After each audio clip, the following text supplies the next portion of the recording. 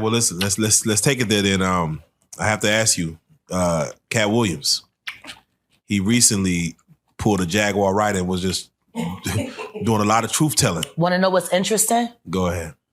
It's Katt Williams that taught me how to be Jaguar Wright. Oh, wow. Okay. What was it about him that you kind of say, ooh? 10-10. He was my 30th birthday present. Almost 17 years ago. I'll never forget when he walked into the club and I was sitting at my table. It's my birthday party. And Special Ed brought him.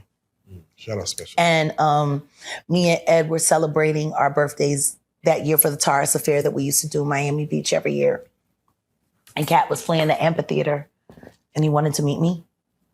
And he came to my party, gave me about 20 grand in cash and said, consider it a down payment on your time.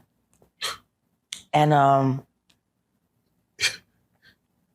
Moni Love was there. Cousin Sonny was there. Imrel was outside smoking a blunt, so she missed the infamous picture with all of us together with Katt. And me and him sitting next to each other, two hats on, two cats in the hat. Yeah. Yeah. And he taught me so much in 9 months.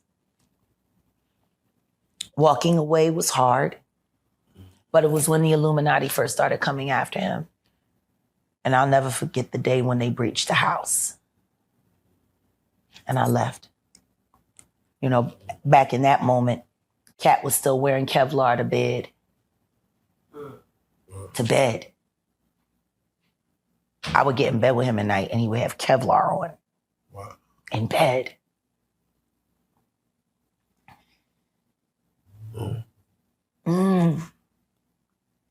What was it about that and him at the moment where it made you want to speak your truth? He went after Comedy Central. That's what happened. The Flavor Flav roast. The moment that I knew the Snoop Dogg is sold out. That was a hurtful moment. I was always grateful to Snoop for taking Corrupt under his wing. Ricky was in a lot of trouble in Philly. If he hadn't signed a Dogg pen, I don't even know if he would have been alive. I've always been grateful to Snoop for that. Ricky, my brother. That's real. Man, that's real. So go ahead.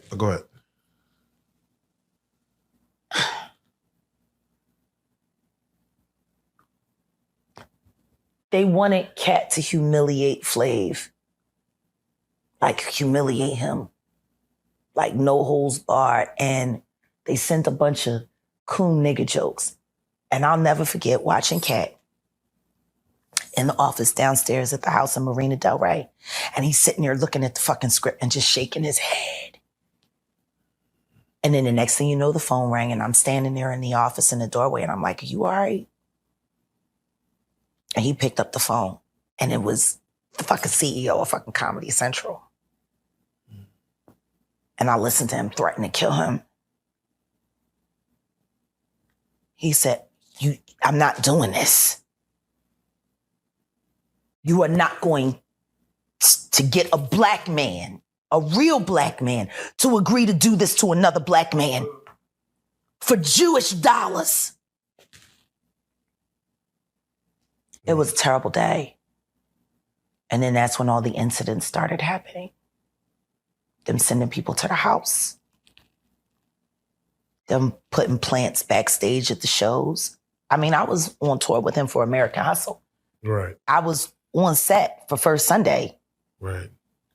He said he got arrested over 30 times. Yeah. No convictions. I'm getting close. Go ahead. But it's been about 30 for him. It's been 8 for me.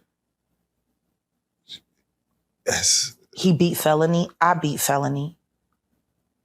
You know, it was just terrible. And when I would think back to that moment, and then they called him the day before filming and asked him, was he going to be there? And he said no. And then the next thing you know, production went on later on that day and Snoop was already ready. And Snoop did everything that Comedy Central asked.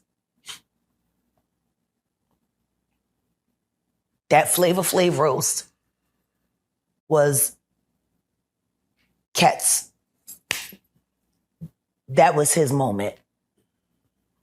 The Flavor Flav roast and the death of Malik B are the same. Yeah, that's the ignition point. I don't even know if Flav even has ever thanked Katt.